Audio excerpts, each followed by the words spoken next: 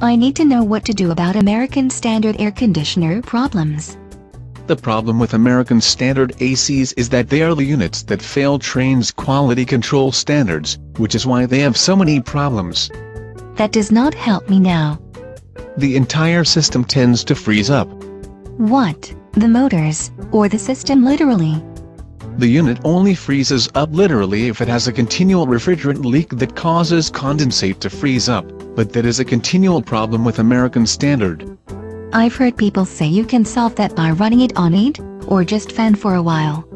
That may thaw it out faster than if you stood out there with a blow dryer, but a refrigerant leak will cause it to stop blowing cool air after a while.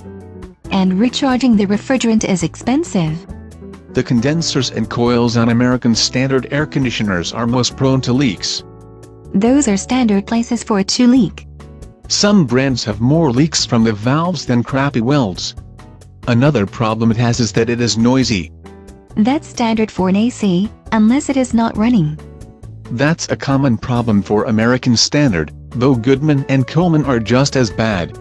I've heard jokes that the only reason Goodman has good energy efficiency is because it breaks down so often, and American Standard is not that bad.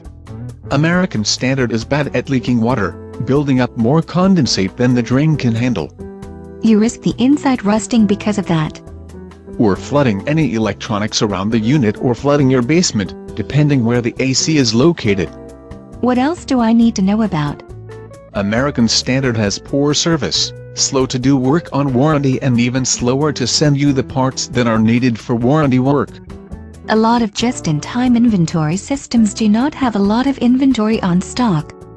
Given how often their condensers and evaporator coils break, they should have a bunch on hand.